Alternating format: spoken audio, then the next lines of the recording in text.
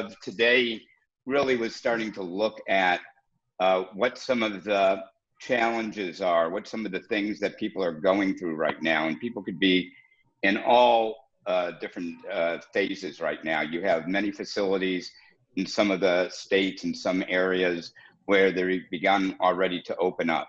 And so I know that Alan's going to talk a little bit about what he's been seeing from the spa and wellness side of things. I know Carol is on board, and she also is seeing what some self therapy facilities are going through. Her and I have been talking over the last couple of weeks too about the important things that our industry, the self therapy industry, needs to be aligned on, and what some of the things that are some of the practices and protocols that we want to be able to answer for people.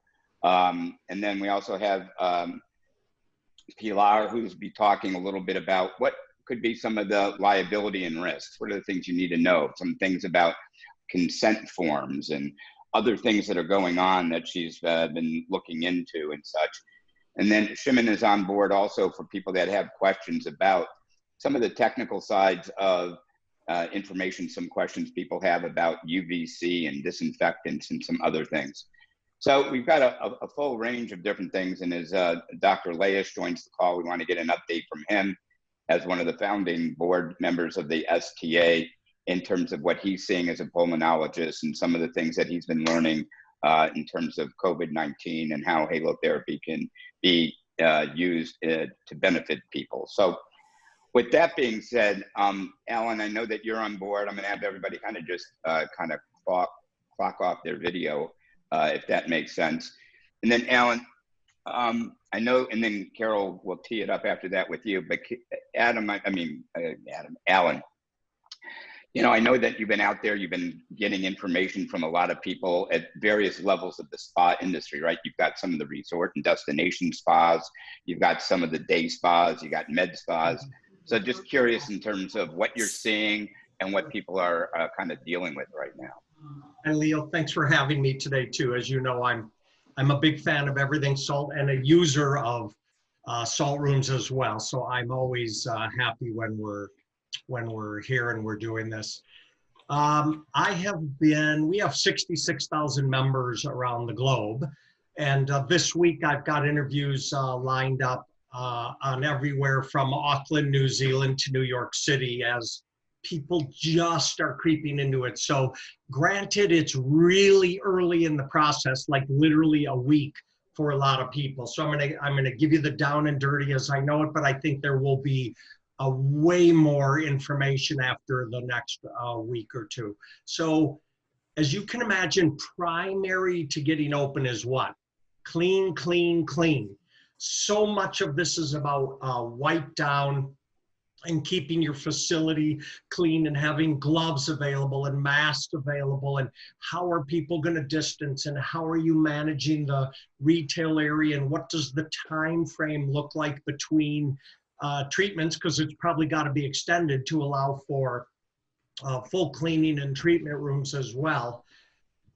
In addition, we have collected a lot of data on what people are doing, what different states are requiring, et cetera, et cetera. And I think, Leo, I can give that information to you and you can share it after the seminar with the participants, right, that are coming. So I can give you the link for all that stuff as well. So what I'm hearing from people is a lot of them are using the crawl, walk, run scenario. So they aren't trying to fully open on the first go around. If I can use a baseball metaphor, they're trying to hit singles rather than doubles or triples or home runs at this moment. So what does that entail? It means opening up maybe at a 25% level, trying to get a feel for what it takes to get a few people in at a time. How is the process working? Because people, you're going to need to be really flexible when it comes to this. I'm saying it again, there is nothing written in stone. And I think most people would be aware that even the experts are a little bit off about what is exactly expected and what is going to happen. And that's why I said we will know more over the next few weeks. What I have heard from a number of the facility members that we have spoken to over the course of the last few weeks, even before opening, is that retail is keeping them alive. In fact, some of our members who didn't even have retail websites whip them up quickly. You know, Spotify is really simple. Some people have technical people on staff at their resorts or facilities who are doing this. And so if you're not in the retail business, make sure you get there as soon as possible, because those retail sales will keep you alive. One of the big questions that I got asked over the course of the last few weeks is, should we be discounting to get people in? I have to tell you, I'm not a fan of discounting. I have encouraged people not to cut the pricing. It doesn't mean raise the pricing either, but it means think about clearly about how you want to deliver on your service. Your service isn't cheap, easy, or free. So that's why discounting is never in my mind. You just have to think about what it is that you want to do. Maybe these people coming in right away, do you have something free you can give them? Maybe there's an added value to it. You have retail product that's now been sitting there for a few months. It's time for it to go. How about these best clients who are going to come in that you give them something on the way out the door? So just some food for thought. Again, I'm going to emphasizing this, there's no right or wrong. Leo, I have one more item and I'll give back to you. People have asked me about what they think they should expect about people coming in. And I have to tell you, the breakdown, the way that I'm feeling it, is a third, a third, a third. Take people like me. When my little place up the street here, Grounded Body Works, gets ready to open in Palm Springs, I'm going to be the first person in her door. Why? Because I'm 61 and I'm healthy and I'm done all the right things for 10 weeks in California now. And I know I'm going to have to wear a mask and I know I might have to put gloves on, but I'm going anyways. I'm that first third that can't wait to go get a massage and a facial again. The middle third seems to be the people who might listen to people like us who are like, well, have you gone yet? Well, maybe after you go, I'll go. And that last third will just, it'll be people waiting for a vaccine and we just can't help what it is. So that's kind of, if I'm giving you a macro overview, but Leo and team, that's what I'm seeing out in the spa channel world today. How's that? No, very good, Alan. I appreciate it. I know that there's, you know, a lot of people that are on this call, they have different business models, right? Some, it may be a little bit different than others that are offering services that are involving touching, you know, when you're talking about massage or facials or other body treatments. So we got a full range here of people. You know, here recently, we're starting to see some people putting some additional fees in restaurants, right? They're talking about extra charges because to a certain degree, there's an increase in business in terms of what they're looking at doing. Some are putting COVID-19 kind of surcharge. Is you seeing any of people doing that kind of activity out there, and what the feedback might be on that? Yeah, I've heard the conversation. I'm going to tell you, I'm not a fan.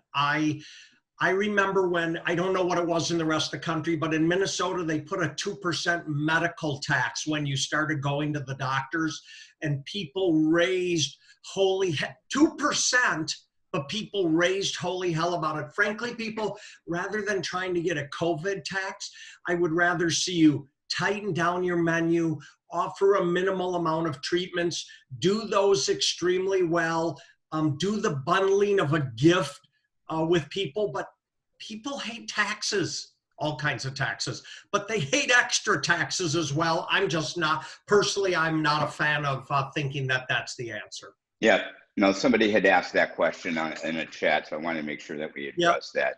Leo, the other, last thing, I'm sorry, I keep saying last thing, I know that, but if there are any of the participants who would like to do an interview with me, we do them on Zoom. They're super short. If you're getting ready to open, I'd love to talk to you, and you should feel free to reach out to me. And I think, Leo, you can just put my email into the follow-up email as well. If they want to interview, I'm happy to do it as well. Sure. Great. No, thank you, Alan. I appreciate it. And I'm curious to get some of the data out there, because we really want to start looking at what the numbers are telling and good indicators for us as well. And Carol, I'm curious, I know that you and I have talked, and if you can get your video back on, talking a lot more focused on, what's happening in some more of the salt world. So I'm just curious, from the way that you're looking at things, where's your head at about how people are opening up, and what are the things that people need to really focus on? Well, there's a really big diversity in depending on location, okay, and sort of local attitudes and what the COVID rate has been in your locality. For example, here in Virginia, the state is going to begin opening up to some small degree in the next several days. But where I am, which is Northern Virginia, they've pulled that back by about 3 weeks because we have a higher COVID rate. So it really depends on the location and sort of the attitude in the community. Some communities are a lot more cautious and a lot more aware of the risks than it is in other places, because maybe they just have so little COVID circulating in the community. The thing that I am hearing, and I can't say that I've have a really broad base to draw from, but from the ones that I've heard from, the things that I'm hearing are that people are, of course, really enforcing the cleanliness that we've already discussed, hand sanitizer, all staff are wearing masks and gloves, and there's frequent sanitation of any kind of shared surface, and that they are reducing the occupancy of the salt rooms so that the physical distancing can be maintained. And I think in a lot of communities, I'm really impressed with a lot of the salt room owners, because they're really taking a safety first approach to it. Yep. And they're not flinging the doors open, and they're not offering discounts or anything like that. I was curious about what was said earlier about a COVID surcharge or additional tax, because if your locality has instituted that, I don't really know what role the salt room owner would have in either charging or not charging. It's right. Like a sales tax. So I don't know if you're talking about like an additional charge because it's more expensive to operate your business now. I agree with the discounts, and I also agree now it's not the time to start any surcharge. But it's a wait and see. Everybody is very concerned about opening things up and then having the coronavirus, the incidence of coronavirus increase in the community because of the openings. And we are seeing some of that. So, caution is the watchword. Yeah. And I think the more that we can do in terms of facility owners, as you're starting to communicate, obviously people are looking for a visual of what you're doing, right? So they want to, we talked last week about signage, and we're going to share some things with you during the call that the STA is putting together. Ashley, who wasn't able to be on this call, or maybe she got on the call, she did a video from more of the customer's perspective of walking into a facility where she is showing how people are being greeted, people that are wearing masks, having a hand sanitizer right there, how people are walking into the salt room, and kind of really walking people through it all. I think that, she did a really good job. Obviously, there's some of the details that we want to be talking about, right? So, having hand sanitizer right there and available. Some people may want to go to the restroom and use, soap and water. People ask about, can people utilize the restroom? Yes, people can be utilizing the restroom. Obviously, you need to be focused on sanitation with all of that. So there's some things that are more specific. So when you said before, and I'm curious, just as a little bit of a salt specific question, there are many of customers that are out there that have larger salt rooms. They might have 6 or 8 chairs. The question I saw earlier for somebody was, is it better to leave all the chairs in the room and then just mark off the ones that aren't being used? So you have that more as a visual, as opposed to if you had 8 chairs in and now you only have 4 chairs in there because you took the other 4 out, yet they're physically distanced apart as well.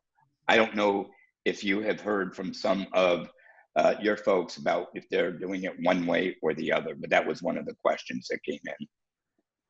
I don't know anything specific. I think people are doing different things, removing chairs from the room so that the chairs are equally distant, and of course within a, you know, with the safe space in between.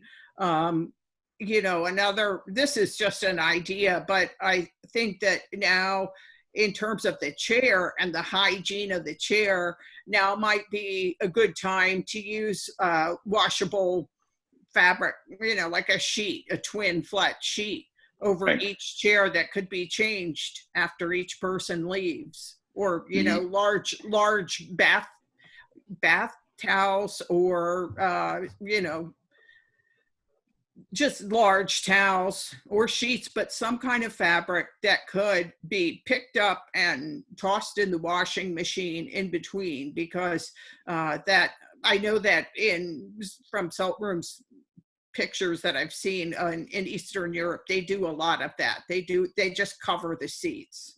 I don't know if they're changed after each visitor, but certainly at this time, Sure. it would be really show a lot of you know, it would engender confidence among the people visiting the salt room.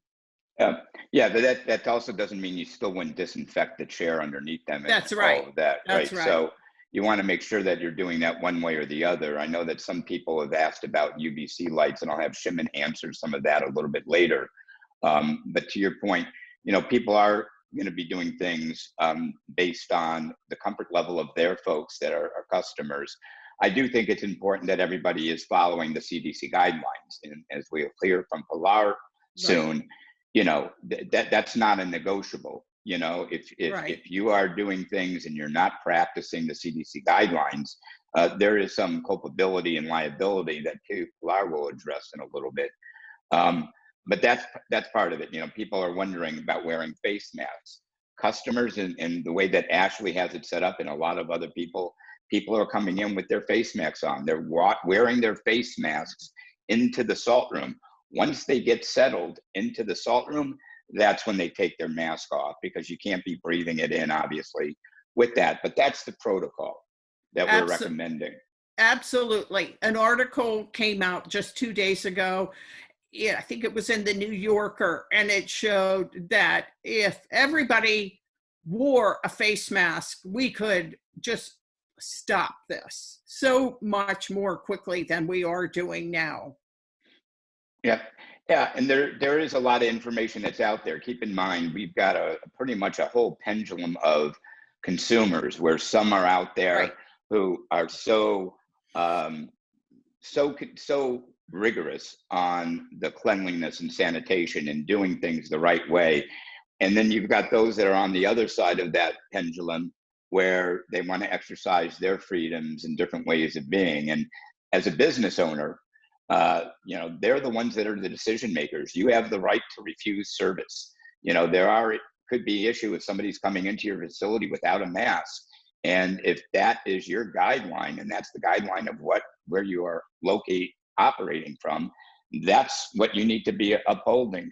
So I think people really need to be aware of that's what really is ultimately part of what helps them make the decisions of what to do and what not to do. Mm-hmm. Yeah, very good. So thank you, Carol. We'll come right back to you. I wanted to bring in Pilar, so if you can, Carol, just do that, close that out. And I know people may need to make sure that their mute button is on. I hear some background before, but I know. Hi, Pilar. How are you? I'm fine. How are you, Leo? Okay, I'm great. Thank you. Really appreciate you taking the time out today. I know that we spoke last week, and we're talking about some of the I don't want to get into, quote, the fear side of risks and liabilities. You know, people want to know, should we be having an intake form? Should we be taking temperatures? At what level, you know, do we have to be concerned about those things, including, you know, the decisions we can make about service, you know, providing service for people. So I just want to get your take on what you're starting to see about all of this, what people are trying to deal with, as well as being a business owner, including being cognizant of your staff, right? Because you're now calling certain people back to work. What if that staff member doesn't want to be coming back to work? And how do you deal with some of that with your system? So appreciate you coming on board and talking to us about this. Thank you. Absolutely a pleasure. No problem. As Leo indicated, last week, we were kind of discussing and talking about some of these issues with regard to the return. And obviously there's a huge issue with regard to the sanitation issues, you know, the hand sanitizer, the masks. And I think one concern is, you know, how can I make sure that my shop is operating in the best manner possible? And I think Leo touched on a biggie, is the CDC guidelines give us an incredible parameter within which we should all be operating. And, you know, it's understandable that some people don't necessarily agree with that. Some people get into their personal opinion about personal liberty and their decision on whether or not to wear a mask. And Leo touched on another very good issue, which is basically, as business owners, you are allowed to set the rules. And if your rules are that no one can come into your shop without a face mask, that's it. That's your business. Those are the guidelines that you have set in accordance with CDC. And I think if you fall back on CDC, you're really not going to find yourself in a terrible situation, because that provides a very defendable position to take. So you've got the CDC guidelines. You sort of sit down with your staff. Another issue that Leo just talked about is the returning staff. And you're going to have people, I think, who are, you know, not only customers, but also staff members who may not be completely comfortable with returning to work or returning to service. And I think it's one thing to have a customer who doesn't want to come in under your guidelines. I mean, that's a pretty simple, you know, maybe it's just a conversation, you know, how can we address your concerns? What exactly are your concerns? What, if anything, can we do to increase your comfort level? It's a very individualized conversation that you can choose to have. And I think that's the same approach you should take with a staff member. You know, it's the fact of the matter is that a lot of people have been home, have not been working, and depending upon the situation of the individual business owner, they may have in fact been receiving unemployment. They may have in fact even been receiving more money than they would have otherwise received if they were actually working. So you don't know whether a refusal to return to work is actually tied to a financial situation. Is it tied to health concerns? Is it tied to maybe some kind of an underlying physical or disability condition that you weren't aware of previously that is now sort of highlighted because of the COVID situation? So I think, again, it really depends upon an individualized approach to it. We had talked about maybe taking temperatures of people walking in. We talked about the fact that may not be aesthetically the best thing to do, because is it necessarily conclusive of COVID or not? No, it's not. You may have a temperature if you have COVID. You may have a temperature if you have a tooth infection, you know. So it's not anything that's conclusive. So you've got those issues with regard to the sort of the day-to-day openings. You also have bigger issues that I think affect a lot of business owners, no matter what their business model is, which is Pilar? Sure. Yeah, let me just interrupt for a second, if you don't mind. Sure. I'm sorry. I see that Not at all. Dr. Layesh, I know that you just joined, and I know we Yeah, warned hi, people Leo. ahead of time. How you doing, sir? Excellent. I know that you were going to jump on, and we told everybody beforehand that if we're right in the middle of it and we see you come on, I know you have a short period of time. So that's why I'm not cutting Pilar off yet. We're just coming back to her. Not a problem. I'll step back. Not a problem. Yeah. No. Okay. So Doc, I appreciate you coming on board. Absolutely. I know that in the past few weeks, we've had Dr. Penn, I know the infectious disease physician. We've spoken about him. Obviously, you haven't yet connected with him, and as well as some of the researchers that were on a call talking about how sodium chloride is impacting surfaces and other things. Curious, I'm sure there's a lot of people on the call. We're looking forward to seeing you. We've got a lot of people here that have been at our conferences and have heard from you. So one is, you know, from your world, how are things going with COVID, and what are you seeing it both as a pulmonologist and how halotherapy can make a difference here? Well, let's see. The good news, I'm in Central Florida. I think that's a different picture than South Florida. In Central Florida, Orlando area, our numbers of COVID cases have gone way, way down. And now the question is, as we get into this reopening phase, are we going to see another spike? So we're all keeping our fingers crossed, and, you know, everybody's trying to do the reopening as thoughtfully and carefully as possible. And, you know, we're excited to see the halotherapy businesses coming back online. You know, we think that this is safe, especially with these precautions that we've all been talking about, extra, you know, cleaning and the social distancing and so forth.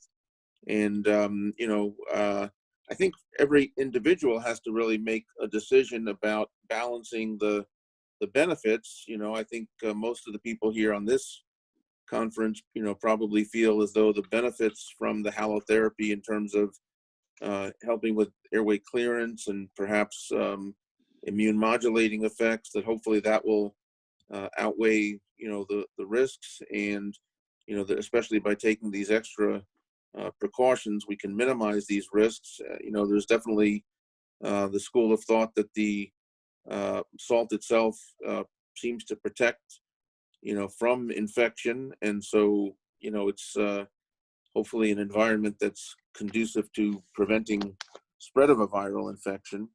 You know, as you said, we're hoping to, especially now, you know, very exciting having an infectious disease specialist, you know, showing some interest, that hopefully we can, you know, get some data, you know, get some studies that are going to be able to address these questions and answer some of these concerns.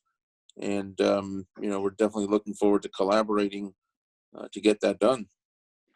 Yeah, no, I appreciate it. You know, there's a lot of people out there trying to really understand what's being done. You are a physician, you're a pulmonologist, you work a lot with cystic fibrosis. A lot of people hear so much on the news, right? We have so things from one side to the other side of what we're waiting for and what we can do. So from your background and purview, where do you see the next few months happening around our country, and what's happening on the medical side of dealing with this crisis? Well, I think that, you know, there's been a tremendous amount of education and, you know, research that's already been undertaken. I mean, if you think about, you know, where we started with hydroxychloroquine, and now, you know, it seems like we're moving a little bit away. I don't think we've completely, you know, thrown the hydroxychloroquine out, but it's probably we're a little bit less enthusiastic about that. You know, we're looking into more some of the antiviral therapy, and also looking at some of the immunomodulatory type of medications. You know, we're hoping that obviously the big ticket item that we're hoping will come through would be the vaccines. We're not there yet, but that's, you know, something that we're looking forward to. I mean, we've certainly seen that social distancing works, you know, in all the communities around the world that have done the social distancing. You know, we have seen the case numbers drop, but now the question is, how do we move forward into that new normal? You know, we're human beings. We need to interact with each other, and so there's only so far that people are going to tolerate the social distancing. And so the question is, how do we slowly and safely, you know, move back into a new normal as we protect the most vulnerable in our society, the elderly, the immunocompromised, and so forth. Obviously, those folks are going to have a higher level of caution, but we've definitely seen that we're not overwhelming. You know, certainly in Central Florida, we're not overwhelming the hospitals, and so, you know, we haven't got to that point where we don't have enough ventilators for people and things like that.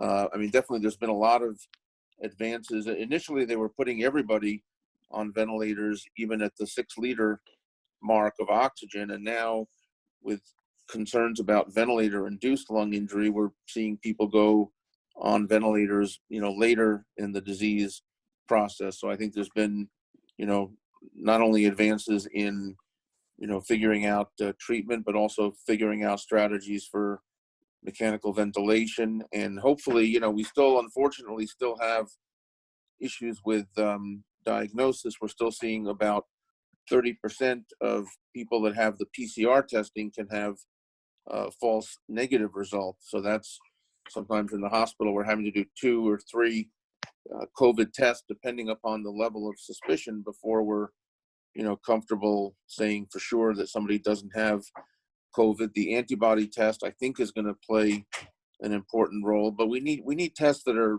still more reliable, and we need tests that are going to give us a faster turnaround time. By the time we're waiting for the test results to come back, in the meantime, families can't visit, or we're not able to get CAT scans done and other, imaging studies and diagnostic studies. So, it's a moving target, but, there's remarkable cooperation, between industry and hospitals. And I think that, we're going to beat this. It's just a matter of time. Yep. So as a physician, I know that prior to COVID, I mean, you have been recommending patients with cystic fibrosis to benefit from halotherapy and such. And I know a lot of other conditions and that you recommend people to. Do you see any kind of consideration now for advising people to be able to go to salt therapy rooms now? Yeah, so I started out with cystic fibrosis. That's what sort of got me interested. And then as I saw how well it was helping the folks with cystic fibrosis, that's when I moved forward into other areas such as the chronic sinusitis, the bronchiectasis, the COPD. And, certainly the folks that I have that have already been, benefiting from halotherapy, now that the various businesses are opening back up, then certainly we're getting them back. I think the young lady that was just talking about fevers, and I, agree with her comments that, somebody can obviously have a fever from other reasons besides COVID. And certainly there are the asymptomatic carriers, but I think that a temperature check is still a pretty important screen, because if somebody has a fever, probably safer to stay away in terms of, having other people potentially exposed. I think that that's probably the most, powerful tool that we have, right now in terms of, trying to reduce people's exposure. That would be, a major, and sometimes people don't even feel sick when they have a low-grade fever. So I think that, sure, people can, walk into the salt chamber, salt room, feeling fine and not know that, they don't want to get people sick or put anybody at risk, but, they may not realize that they're having low-grade fevers. And so I think that, unless somebody has, let's say, some kind of chronic, fevers or some, known other condition, urinary tract infection or so forth. But, even so with the fever, I would say it's probably safer just to stay away until that goes away before, and I think we do need to work as an industry to make sure we have good, consistent standards for, air exchange after the therapies, to make sure that we're, using, fairly robust, cleaning in between the sessions, and to make sure that we're all upholding, because if somebody has a bad experience in one business, it puts a bad light on everybody in the halotherapy industry. So I think it's very important that we work together to make sure that we're putting on the right message for the community. Yep. No, I appreciate that. And one last thing, and then I appreciate it. In addition to the temperature taking, what do you think about, there are some places that are doing more of an intake questionnaire. Have you traveled the last 14 days? And kind of getting into that. And Pilar is going to talk, the attorney that was speaking before or after you, to kind of address that. But, is that an issue that people should be doing? Can they ask those questions? Is that anything to do with HIPAA, or as a retail place, you don't need to ask those questions. So just curious into your opinion about that. Yeah, I think those kind of screening questions can be very valuable. I mean, I think the idea would be to try to, limit it to a number of key questions. So you got the fevers as one main issue. Shortness of breath. Obviously, somebody can have chronic shortness of breath from anything from cystic fibrosis, COPD, but certainly if there's some kind of a change with a recent onset of shortness of breath, that would be a concern. Coughing, again, somebody who has CF that has a chronic cough, no change in their cough pattern, I'm not so worried. But if somebody has a new cough going on, otherwise unexplained, then that would certainly be, at least a red flag to raise that concern. And the other thing that has been noticed is sometimes people have that loss of taste or smell. If that's something that's a recent development, that somebody has loss of their ability to taste or smell, that would definitely be a warning for COVID. And then as far as the travel, I guess the main issue to me would be, the areas that we know are what they call the hotspots, whether it's New York, whether it's Miami, China, Italy, places where we know that there's been clusters of cases, then certainly recent travel to those areas, would be concerned. If somebody gets in the car and drives to Idaho or something and they're coming back, home to Florida, then that wouldn't be as much of a concern. Yeah, no, very good. No, I appreciate that. I know that the STA is going to be publishing later on today, tomorrow, some of the kind of guidelines, what CDC says. There is a particular questionnaire. So for those that want to implement that to the kinds of questions that you were talking about as well.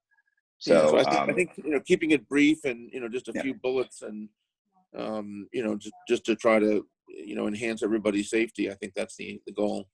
Yep. Yeah, Carol, while we still had the doctor on before going back to Pilar, is there anything specifically from your perspective about asking the doctor in terms of what we're starting to talk about to implement? You are on mute, so if you're talking or not there. I'm back. I guess I want to say, I think he makes a really good point about temperature checking, especially with the new ones that they have where you can just, aim at it. There's no touch involved. I think it is really important to not have people in your salt room who have an elevated temperature for any reason. I mean, there's plenty of things floating around that can cause a low-grade temperature that are infectious. So I think that that's a really, really good point to make. On the travel, I think that, we all have to be readers these days and of, legitimate news publications. It can seem so benign that somebody might have traveled through the Midwest, but now we're finding out that, there's some really big hot spots at these meat packing plants that are dotted all over the country. And, you might think, well, this customer doesn't work at, the Hormel pork processing plant. But please, we have to keep in mind just how contagious this disease is. And these people don't just work and go home and come back. They go, they stop by the drugstore, they stop by the grocery store, they go to Walmart. They're as much a part of the community as anyone else is and have the capacity to spread the disease as much as anyone else does. Yeah, that's a very reasonable point. You're right. I mean, even in the areas that are not hotspots, then we have to look at other factors, like you said, occupation and other types of exposure. So that's a very good point. Yeah, very good. So Pilar, can we just pick back up where you were, talking about like what the doctor's talking about now? So now if people are going to be temperature checking, what are some of the things they have to be concerned about? Somebody refuses, what do they do? As well as taking of information. If there is going to be this questionnaire, are there things that need to be done to the consent forms that people already have now? And I know that you're going to talk about that because you're looking at updating it for the Salt Therapy Association, as well as the other piece that we were just talking about in terms of asking questions, and what about ADA, and is there any storing of information people have to be concerned about? So Well, I think, yeah. I'm sorry. No, go ahead. I'm sorry. No, one of the things I think that Dr. Laish, is it Laish? I'm sorry? Yeah. Okay, yes. One of the things that Dr. Laish indicated I think is key. We talked about the temperatures, and obviously, you know, raised temperatures can be indicative of a lot of things, not necessarily COVID, but again, looking at the larger picture, do you really, as a business owner, do you want someone with an elevated temperature in your facility? Because it could indicate something else that is contagious, infectious, and so on. I think one of the things with regard to either taking temperatures, asking key questions, as the doctor indicated, is maintaining consistency. If you ask it of one customer, you ask it of all customers, whether that be somebody who's been your customer for, you know, 10 years, or a first-time person, or someone who hasn't been there in a while. And I think, you know, that is really one of the biggest things, I think, in terms of a liability issue, and in terms of any type of an alleged bias, discrimination, anything. I mean, a lot of this, you know, the landscape is evolving, and we don't really know all of the sort of myriad of liability issues that could and may be raised with regard to these particular situations. So I think one of the things, you know, you hate to put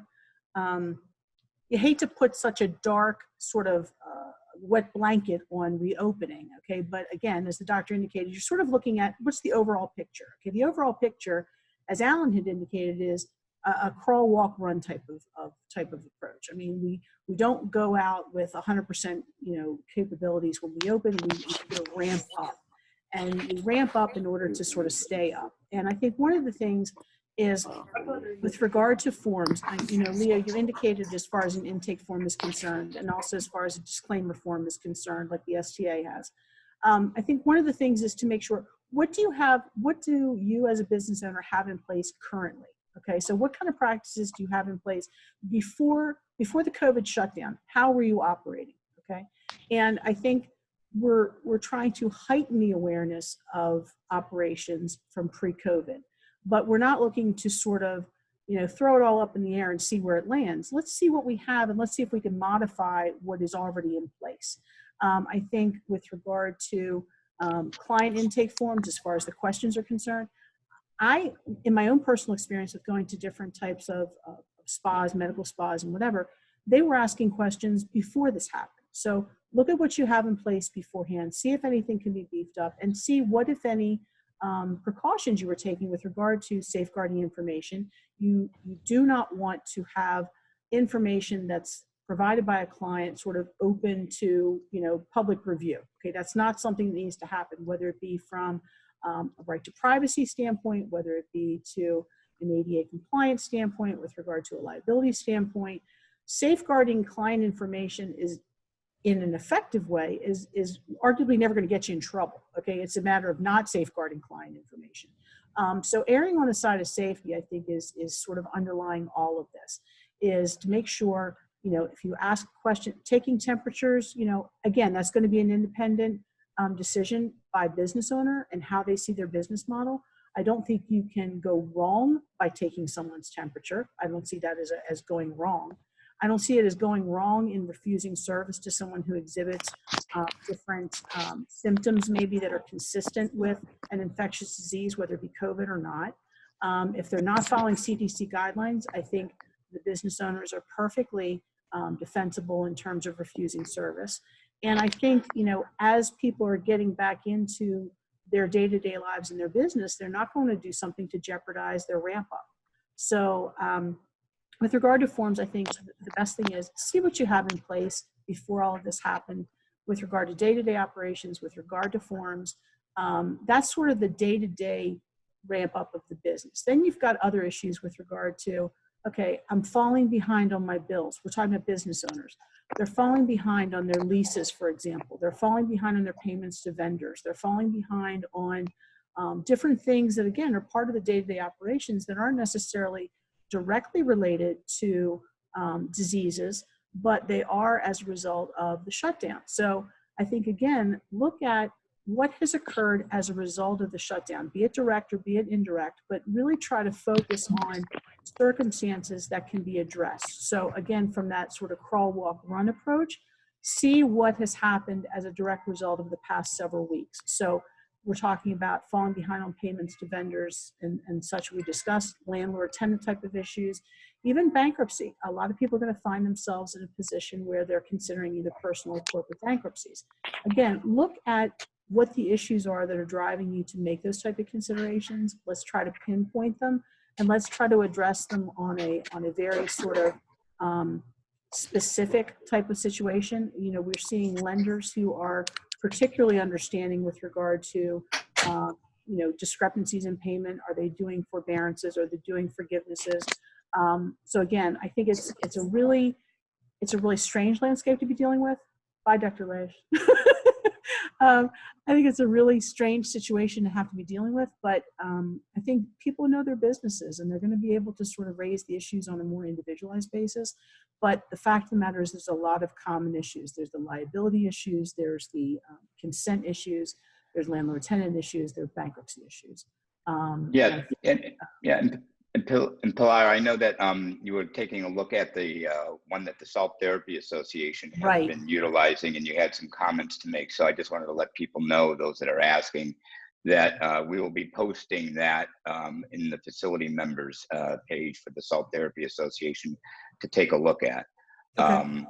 And then I know that, you know, some people have been asking, and I'm glad that you brought it up, about, you know, issues where they're not going to be able to be open, and they're going to for a while, and you know, they may not have had funding. And so what legal options do people have? Obviously that's a wide range between what does their lease say, what can they work out with their vendors, what can they you know, how to deal with that. I'm sure some people are going to be interested in more details, and I know that could be a full range of what people can take a look at.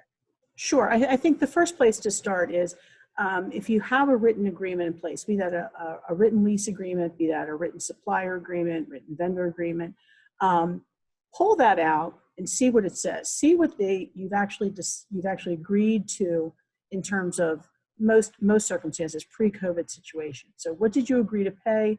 What were the circumstances under which? And some of these agreements have force majeure provisions in it, which arguably could be extended to cover COVID situations, because I think that everybody would agree that COVID is definitely something that no one expected and has taken a lot of unexpected results with regard to businesses and people's lives in general. So number one, pull the agreements that you have in place with regard to those type of things.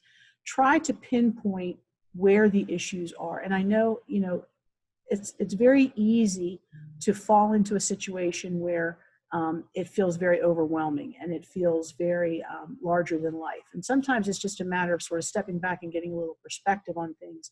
And I'm not trying to minimize anyone's difficulties. I'm just saying, oftentimes by talking to a third party, you get a little perspective on what exactly is driving this. And a short example is, you know, people who say, I need to declare bankruptcy. And then we start looking at what exactly is driving that decision. Well, driving that decision is, let's say, a medical debt, okay? Well, maybe it's a matter of handling that medical debt and seeing if it can be resolved. And then all of a sudden you start peeling away the layers, and what seemed to be such a large problem in the beginning is very manageable. So I think that's part of what needs to be done in this situation is let's make the situation manageable so it can be handled in the best situation appropriate to the particular business owner. Great. One other question, and we're going to move on to some other topics for other people on the call. But with regards to the forms, people may have existing customers from previously times. So there was kind of the disclaimer form that was done, you know, that they may already have on record. So I know that we're recommending, especially if there's going to be some revisions to it, that people will be signing a new one to have on file, even though they've done something previously. The other issue is if there is some questionnaire that people are going to be asking about their symptoms or kind of a COVID kind of a screen, that it's not just that they do that one time that customer comes. It's my understanding that each time that they come, you need to take the temperature check. You need to have that question filled out because circumstances could have changed. Correct. And I think the first thing you indicated with regard to updating the forms, absolutely. I mean, I think We've talked about some potential revisions, not monster revisions, but some tweaking to the existing form in order to make it a little bit more updated and in order to address the current situation. So I do think absolutely when your customers coming in, present the new form. We're updating our forms as a result of this recent pandemic. We're continuing to implement new safeguards, and we need you to sign this new updated form. Again, just part of the intake process. With regard to shall we say, with regard to sort of keeping up to date every time they come in, absolutely. Your circumstances can change from day to day.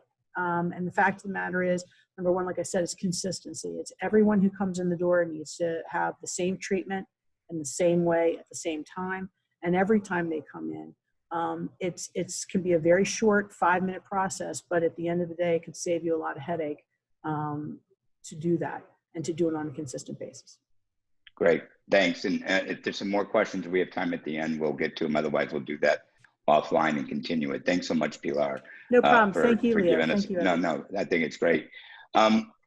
Craig, I know, are you up there? Are you there? Yeah, I'm still here. Oh, okay, you're still there. So, a lot of people, are concerned about making sure we have the right languaging. I think Carol mentioned it earlier. I know that we've been putting together, I was just going to share my screen real quick for people so that we can show you something that we're kind of working on right now that can be kind of some kind of a signage or something about what some of the protocols are and what people are doing. Again, this is something that we're working on now to be able to get out to folks that will be able to have. But from a marketing and a messaging perspective, given what Dr. Leish also said about being consistent, what are some of the things you're seeing that people should be pretty much aligned on in terms of the kind of conversations or marketing they should be doing today now? In terms of particularly relevant, reference to salt therapy industry, a lot of the clients I've been working with predominantly in the medical spa, plastic surgeon, aesthetic sort of arena. I don't know whether it's a question of messaging per se, just the message. I think everybody's in the same boat. Really, whether you're a restaurant, you're a massage facility, you're a plastic surgeon, you're a salt therapy facility, I think we have to appreciate, and I'll speak with Alan Scher, the Spa Association, about this, that in 2008, over 20% went into bankruptcy. The number's going to be probably that, if not more, across our community. I think we have to accept that. So I don't look at it as necessarily is there a certain headline? Is there a certain message? Is there a certain something that we can specifically say? When looking at the aesthetic side of things, some businesses have different services that they can offer. So Google Trends becomes your friend in that respect, which if you just go to Google and put in Google Trends, you'll find it. And you can put all sorts of words in there.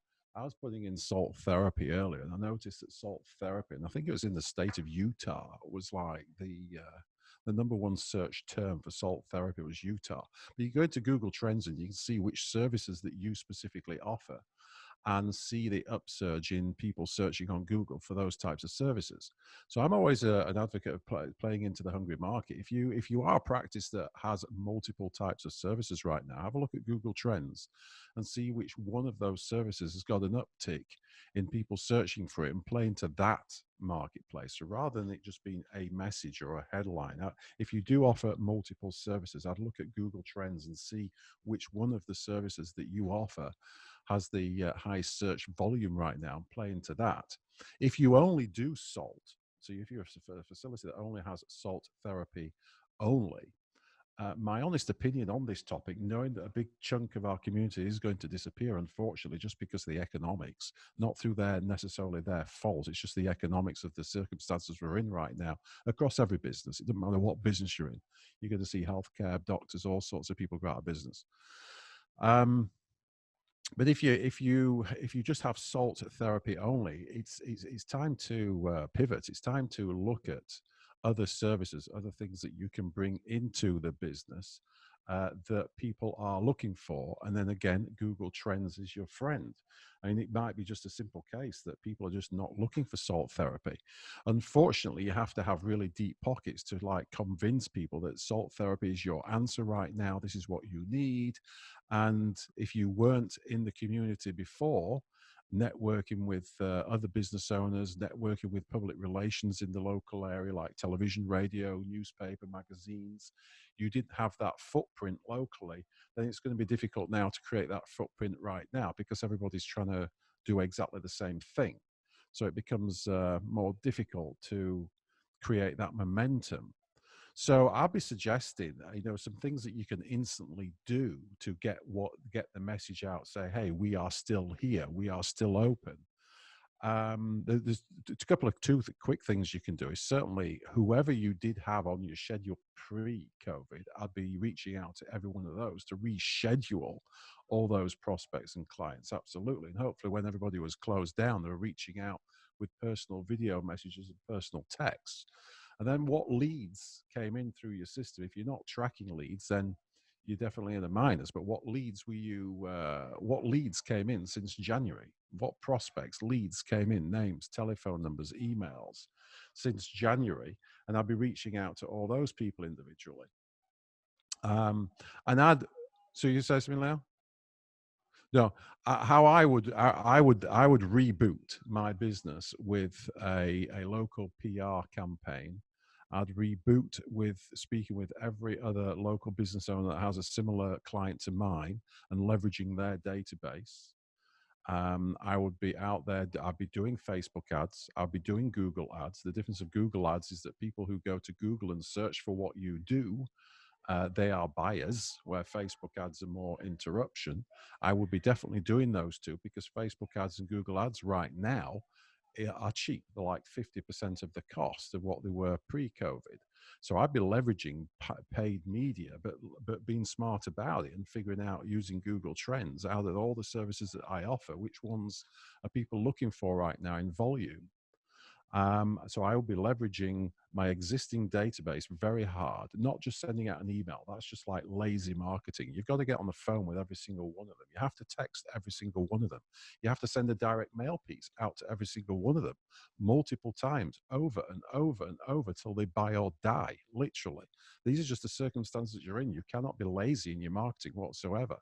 So there's many things. You always hear me talk about video marketing, which I would not be doing long blog posts or articles or anything of that nature. I'd be just doing video. I've been very authentic in my videos, whether I've got hardship right now, I've got family issues, whatever those things are, I'd be just being totally authentic and transparent on video, and then posting and leveraging that and repurposing that video across my social media, across my email database, on my website and YouTube channel, repurposing that video content. Absolutely.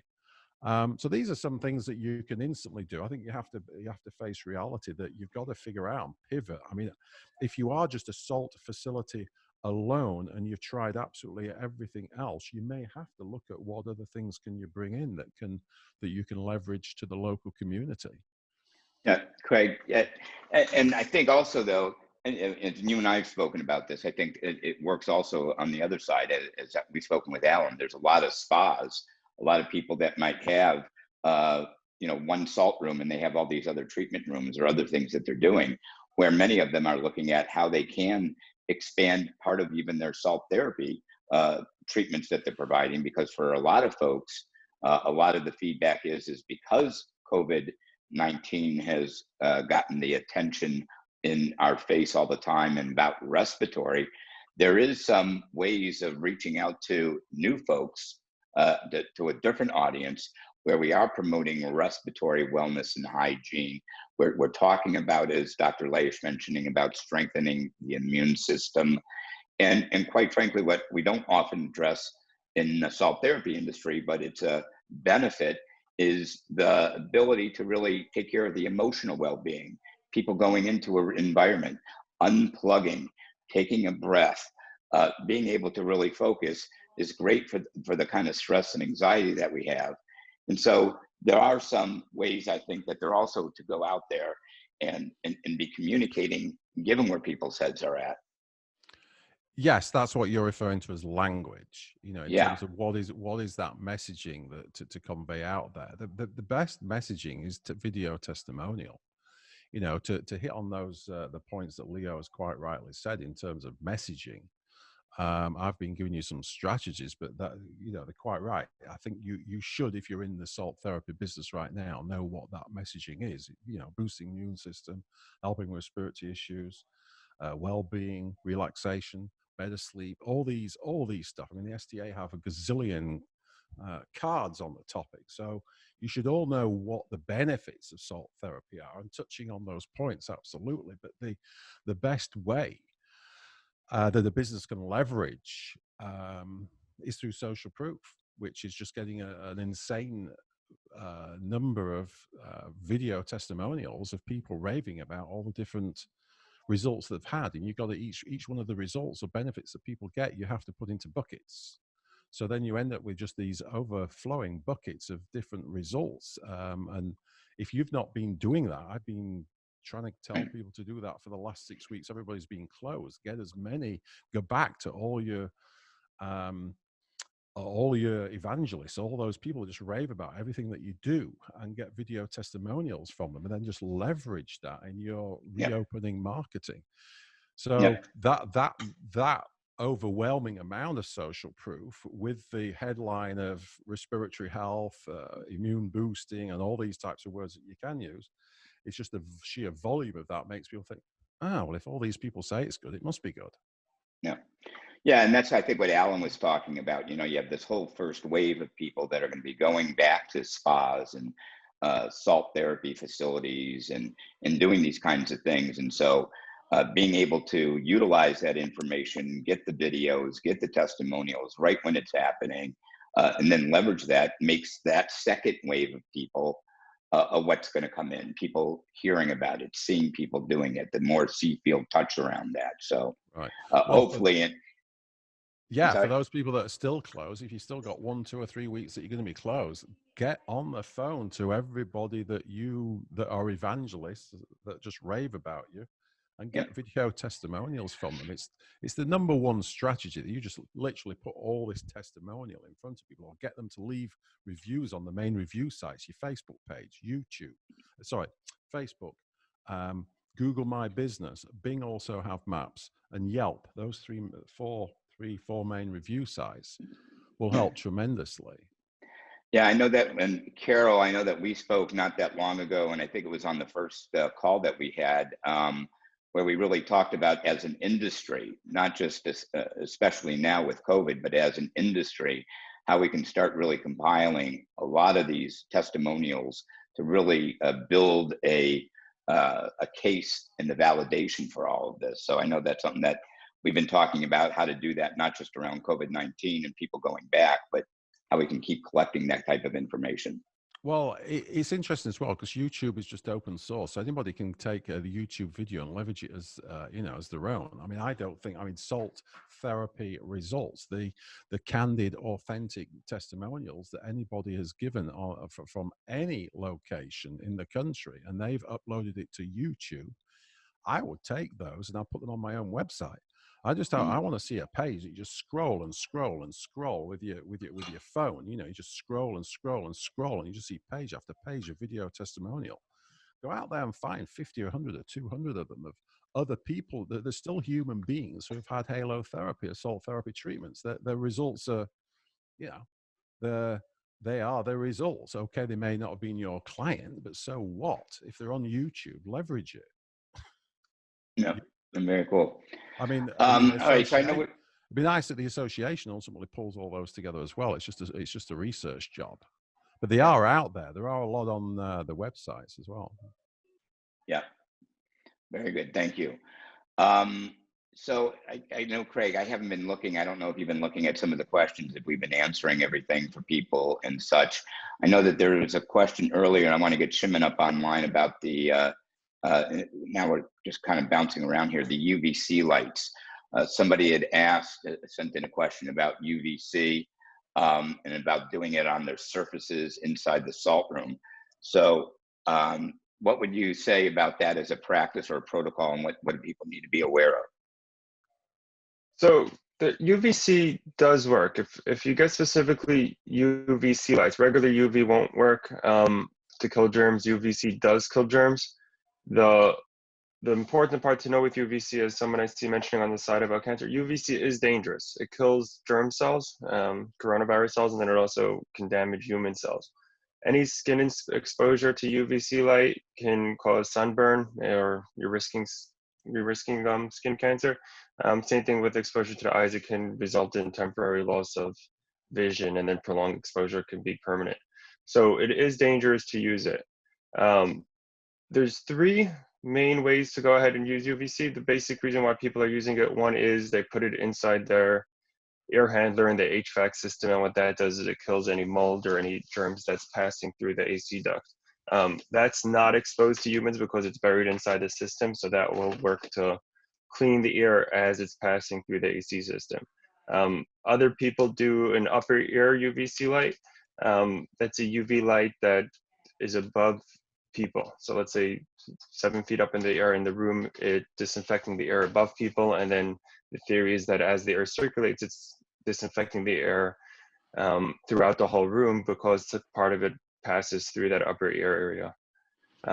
And then the last one, which most people seem to be interested in, is for surfaces. I'm guessing people like it because you can just, theoretically shine it on surfaces and kill all the germs.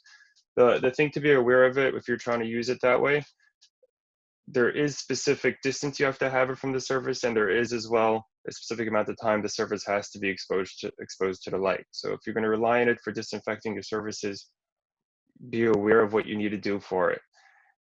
And if you're doing it in salt rooms or other areas where there's dirt or salt on the surfaces, if you plan on going in your salt room and shining the UVC light on chairs, you do have to clean the salt off the surfaces in order to make sure your surfaces get exposed. So practically speaking, it's not as easy as people think it is.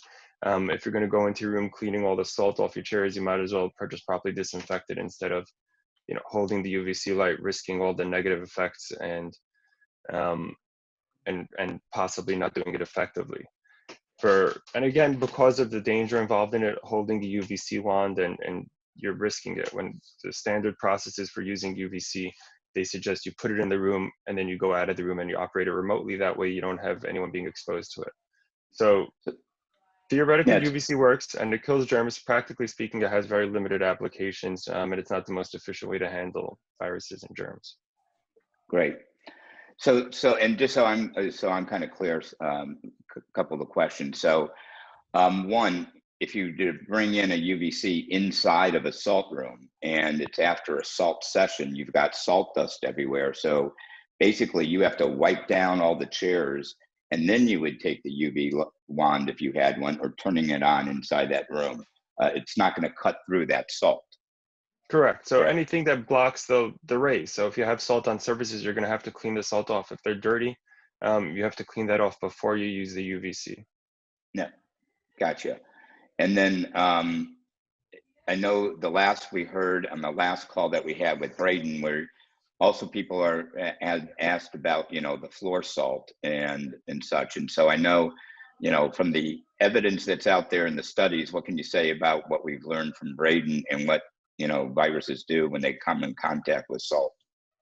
So Braden he's doing some interesting work. There's been 2 published studies regarding salt masks that are impregnated with salt, and they're using that to kill the viruses in order to reuse the masks.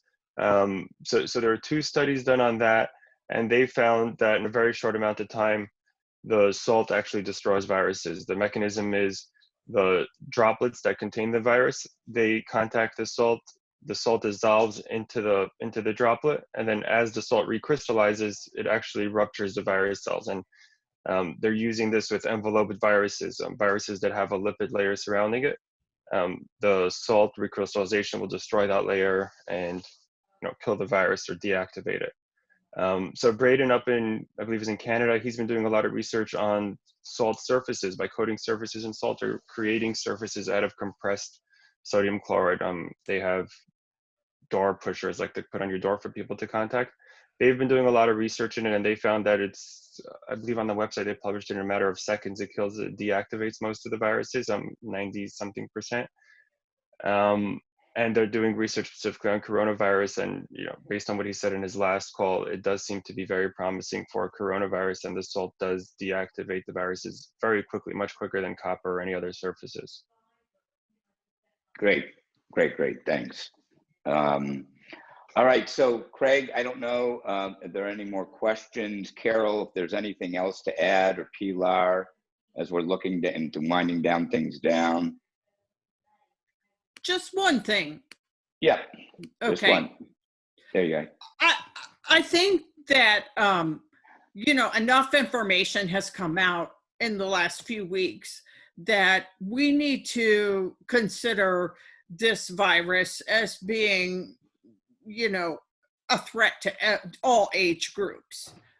There's new information coming out, and we have a lot of salt rooms that have just a children's salt room, but we're now seeing, that this disease can cause some really strange complications that can cause inflammation of the heart and other problems that, they have compared it or say it leads to Kawasaki's disease. There are plenty of cases of people that really, generally speaking, look very, very healthy. They're in their 30s, they're in their 40s, and they too are, falling victim. So I think it is very important, just as a business owner that is welcoming in groups of all ages, to not just look at the 75-year-old salt room visitor as somebody particularly at risk. Of course they are, but I think it's important to consider that all people who come through your door, are vulnerable to this virus. And for that reason, of course, you're going to want to take, especially if you have a children's room, you are going to need to modify that so that they're not so many shared surfaces. You may want to have, a sanitized package of just some simple toys just for that child, and that package gets returned to you after. There's nothing left behind to be shared, just for safety's sake. It could be very simple, and kids love that something is prepared just for them. So there's, that shouldn't be a problem if you feel like you need to have that. And I think in terms of in the salt room, you just want to be very clear. I saw a couple of questions where people were saying, do people wear a mask during salt therapy? And maybe they missed our discussion earlier on, but of course, no, you cannot wear a mask while you're getting salt therapy. There is one option to consider though, and that is, people, you could have a mask to cover your mouth. You could just, really encourage that people breathe through their nose, if it's possible. I know sometimes people come in and they're so clogged up, but, and this is getting, kind of granular here in terms of practices, but it would really be helpful if people did have their mouths covered, because if you're going to cough, or, that's, the mouth is going to be, a main source of that. Of course, people sneeze and it's the nose, but the other thing is I would have people enter the salt room with tissues, clean, fresh tissues you provide. I would have this at hand. So they go in, so they don't feel a cough or a sneeze coming on, which can happen to people initially in a salt therapy session when they first start, getting these inhalations of salt infused air. It can provoke a sneeze or a cough, and it's just a very natural thing, but make sure people have a tissue at the ready. Yeah. I know in many of the facilities they have the tissue boxes. Not only people need to take a few sheets when they walk in, but at each chair they have a box of tissues. And again, if you remember the visuals when all this happened, it talked about, you know, doing things in a way that it's being all covered. So absolutely, absolutely. Thank you, Carol. All righty then. Craig, unless there's anything that's pressing that we missed, I think, you know, great time right now. Is there anything that we haven't addressed? It's probably a couple of things. I did answer a few things through the Q&A. I think they're more directed at Pilar, that people are looking at, can you look at my lease, things of that nature. So if there's people that want a specific lease looking at in terms of what is the language in the lease, whether I can get out of it or whatever with the landlord, or looking at other financial options, then we'll get Pilar's information sent to you so Pilar could look at that. Yeah. There were some other technical questions in here about MMR vaccines. Yeah. I think that'll be a Dr. Leish one, unless anybody knows on the panel. I don't have the answer to that MMR question. Does anybody have that answer? No, about the vaccine that they had that in the last decade, if it can protect. I don't know about any of that information. We could look at. Yeah. Maybe Adam can get some response to that MMR vaccine information. But no, there's no. Okay. All right, cool. Well, then, very good. So great. So appreciate everybody joining the call. Really want to thank all the panelists, Dr. Leish. I know Alan had to step up. Carol, appreciate it. Pilar, thank you for being on one of our first ones. And Craig for being on board, and Shimon and all. Any of you, if you have questions, please send them over to info@thesalttherapyassociation.org. For those of you that are facility members, please be on the lookout for the replay of this being available that you could share. A lot of things that we've been doing at the STA is taking certain sound bites out and making kind of clips that you could maybe share on social media as well from Dr. Leish and from some of the conversations where they're appropriate. And then we're putting together this, a couple things. One is going to be some kind of a poster or a point of purchase kind of aisle back or something that you can hang up that kind of talks to the types of commitments about practicing social distancing, doing the right things so that it's visible to people walking into your establishment. And we're also getting ready to do a couple more STA cards that actually talk to the mechanics about what Shimon was alluding to earlier about how when salt comes in contact with viruses, how that process does in terms of killing the virus. We are waiting for Braden and his team to be able to announce fairly shortly about the individual's COVID strain that they've been testing. So that will be some real good news that we'll be able to point to. So anyways, thanks everybody for taking time out on their Monday, and we'll speak to you at the next one when that's scheduled. Stay tuned.